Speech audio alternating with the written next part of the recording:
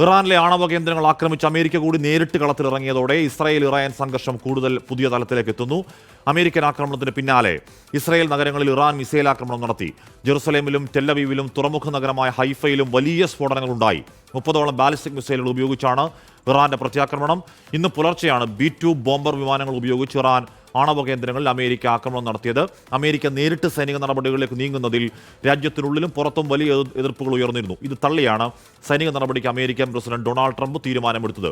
P James വിവരങ്ങളുമായി ചേരുന്നു. James, 8ാം നാൾ പൂർത്തിയാക്കുമ്പോൾ എങ്ങനെയൊക്കെ ജനീവയിലെ ചർച്ചയൊക്കെ ഏതോ സമാധാനത്തിന്റെ ഒരു നേരിയ കിരണം വരുന്നു എന്ന പ്രതീക്ഷകളെ അസ്ഥാനത്താക്കുന്നു രാവിലെ അമേരിക്കയുടെ ബോംബർ വിമാനങ്ങൾ, B-2 ബോംബർ വിമാനങ്ങൾ. ഇതിപ്പോൾ അതിനെ വേറൊരു തലത്തിലേക്ക്, കൂടുതൽ വിനാശകരമായ രക്തരൂക്ഷിതമായ മറ്റൊരു തലത്തിലേക്ക് ഉയർത്തുകയല്ലേ ആ മേഖലയിലെ കാര്യങ്ങൾ? തീർച്ചയായിട്ടും ഹാഷ്മി, കാര്യങ്ങൾ കൈവിട്ടു പോവുകയാണ് എന്ന് മാത്രമല്ല, ഇപ്പോൾ പശ്ചിമേഷ്യ കത്തുകയാണ്. അമേരിക്ക 6 B-2 ബോംബർ വിമാനങ്ങളുമായി അമേരിക്കൻ ദ്വീപായ ഗുവാമിൽ നിന്ന് പറന്നു വന്ന് 3 ആണവ കേന്ദ്രങ്ങളാണ് തകർത്തത്. ഇറാന്റെ ഏറ്റവും പ്രമുഖമായിട്ടുള്ള നട്ടാൻസിലെയും ഫോർദോയിലെയും ഇസ്ഫഹാനിലെയും 3 ആണവ കേന്ദ്രങ്ങൾ. അത് GBU-57 എന്ന 30,000 പൗണ്ടുള്ള ബോംബാണ്, ബസ്റ്റർ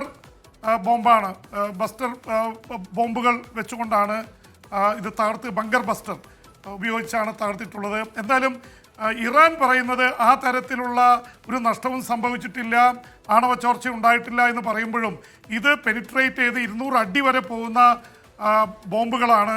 അത് ആദ്യമായിട്ടാണ് പ്രയോഗിക്കപ്പെടുന്നത്. ഏതായാലും വലിയ നാശം വിതച്ചിട്ടുണ്ടെന്ന് ഉറപ്പാണ്. അതുകൊണ്ട് തന്നെ 3 ആണവ കേന്ദ്രങ്ങളുടെ ഇടയിൽ നിന്നും ഇറാൻ ആൾക്കാർ ഒഴിപ്പിച്ചുകൊണ്ടിരിക്കുകയാണ്, ആയിരക്കണക്കിന് ആൾക്കാർ ഒഴിപ്പിച്ചുകൊണ്ടിരിക്കുന്നു. എന്തായാലും അമേരിക്ക നടത്തിയ ആക്രമണത്തിന് ചുട്ട മറുപടി എന്ന നിലയിൽ ഇസ്രായേലിലേക്ക് വലിയ രീതിയിലുള്ള ബാലിസ്റ്റിക് മിസൈൽ ആക്രമണം നടത്തിയിരിക്കുന്നു ഇറാൻ. അത് 3 പ്രധാന നഗരങ്ങളെ കേന്ദ്രീകരിച്ചാണ്. ഇസ്രായേലിൻ്റെ തലസ്ഥാനമായിട്ടുള്ള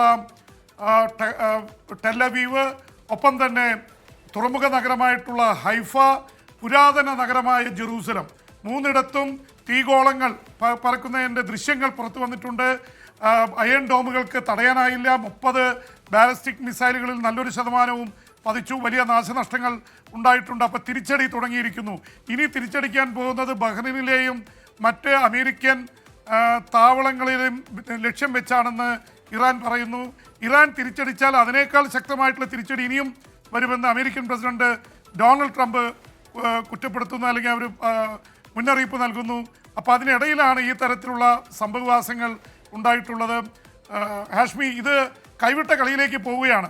അമേരിക്കയിലകത്ത് തന്നെ ഇതിന് എതിർപ്പുണ്ടായിരുന്ന എതിർപ്പുകളൊക്കെ അവഗണിച്ചുകൊണ്ടാണ് ട്രംപ് ഉത്തരവിട്ടത്. ഇന്നലെ രാത്രി ബോംബർ വിമാനങ്ങൾ പറന്ന് പുലർച്ചെ ഈ ബോംബുകൾ വർഷിച്ചത്. ഒപ്പം തന്നെ പല രാജ്യങ്ങളിൽ നിന്നുള്ള പ്രതികരണം വരുന്നുണ്ട്. ഐക്യരാഷ്ട്രസഭ അതിശക്തമായ ഭാഷയിൽ പ്രതികരിച്ചിട്ടുണ്ട്. പക്ഷേ പ്രതികരണത്തിന് വലിയ വിലയില്ല. കാരണം കടലാസ് സംഘടനയെ പോലെ ആയിരിക്കുന്നു ഐക്യരാഷ്ട്രസഭ. കാരണം അവിടുത്തെ വീറ്റോ അധികാരമുള്ള അമേരിക്ക തന്നെയാണ് ആക്രമണത്തിൽ പങ്കെടുക്കുന്നത്. റഷ്യയും ഉക്രൈനും തമ്മിലുള്ള യുദ്ധത്തിലും ഇത് തന്നെയായിരുന്നു അവസ്ഥ. അപ്പോൾ ഈ തരത്തിലേക്ക് കാര്യങ്ങൾ പോകുന്നു എന്നുള്ളത് തന്നെയാണ് പ്രശ്നങ്ങൾ രൂക്ഷമായിക്കൊണ്ടിരിക്കുന്നത്. ഒപ്പം തന്നെ ലാറ്റിൻ അമേരിക്കൻ രാജ്യങ്ങളിൽ നിന്നുള്ള പ്രതികരണങ്ങൾ വന്നിട്ടുണ്ട്. മെക്സിക്കോ, ബൊളീവിയ അടക്കമുള്ള പ്രധാനപ്പെട്ട പല രാജ്യങ്ങളിൽ നിന്നുള്ള പ്രതികരണങ്ങൾ വന്നിരിക്കുന്നു. അവരൊക്കെ ഇതിനെ പ്രതിഷേധിച്ചിരിക്കുകയാണ്, എതിർപ്പ് പ്രകടിപ്പിച്ചിരിക്കുകയാണ്. ക്യൂബ രംഗത്ത് വന്നിട്ടുണ്ട്. കമ്മ്യൂണിസ്റ്റ് രാജ്യമായ ക്യൂബ അതിശക്തമായ എതിർപ്പ് പറഞ്ഞിരിക്കുന്നു. അറബ് രാജ്യങ്ങളിൽ നിന്നും എതിർപ്പാണ് വരുന്നത്. ഓസ്ട്രേലിയയും ന്യൂസിലൻഡും കാശ്മീർ പ്രതികരിച്ചിരിക്കുന്നത് വളരെ സൂക്ഷിച്ചാണ്. അവർ ഇത് ചെയ്തത് തെറ്റായി, സംഘർഷം കൂടുതൽ രൂക്ഷമാവുമെന്ന് പറഞ്ഞുകൊണ്ട് തന്നെ ഇറാൻ ആണവായുധം കൈവശം വെച്ചിരിക്കുന്നതും അതുപോലെ അപകടകരമാണ് എന്നുള്ള എന്തായാലും ഈ പറഞ്ഞ ഐക്യരാഷ്ട്രസഭയും അതിന് തലവൻ ഗുട്ടറസ് ഒക്കെ ഒരു തമാശ കഥാപാത്രമായിട്ട് നാളെ കുറയായി. നമ്മൾ ഈ വാർത്തയിലേക്ക് തന്നെയാണ്.